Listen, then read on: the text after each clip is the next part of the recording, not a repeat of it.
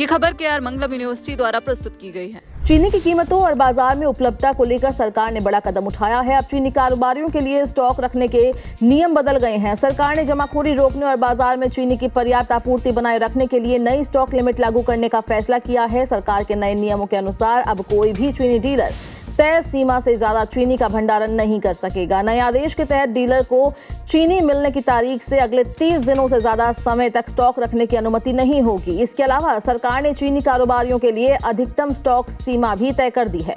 अब देश में कोई भी चीनी डीलर एक समय पर 4000 क्विंटल से ज्यादा चीनी का स्टॉक नहीं रख सकेगा। सरकार ने यह भी अनिवार्य कर दिया है कि सभी चीनी डीलर को सरकारी पोर्टल पर अपने स्टॉक की जानकारी देनी होगी और उसे नियमित रूप से अपडेट करना होगा। ये नया आदेश 1 अगस्त 2026 से लागू होगा और 30 नवंबर 2026 तक प्रभावी रहेगा। सरकार का कहना है कि इस फैसले का उद्देश्य बाजार में चीनी की सप्लाई को सामान्य बनाए रखना, जमाखोरी पर रोक लगाना और कीमतों को नियंत्रित रखने में मदद करना है। हालांकि कुछ संस्थानों को इस स्टॉक लिमिट से छूट भी दी गई है। सरकारी स्टॉक और सार्वजनिक वितरण प्रणाली यानी PDS के लिए नामित डीलर इस आदेश के दायरे में नहीं आएंगे। दरअसल चीनी बाजार में ये कदम ऐसे समय में उठाया गया है जब उत्पादन को लेकर चिंता बनी हुई है। भारत दुनिया के सबसे बड़े चीनी उत्पादक देशों में शामिल है और चीनी निर्यात के मामले में ब्राजील के बाद दूसरे स्थान पर है। इस साल अल नीनो के प्रभाव और कमजोर मानसून की आशंका के कारण गन्ने के उत्पादन पर असर पड़ने की संभावना जताई गई थी। इसके चलते चीनी उत्पादन को लेकर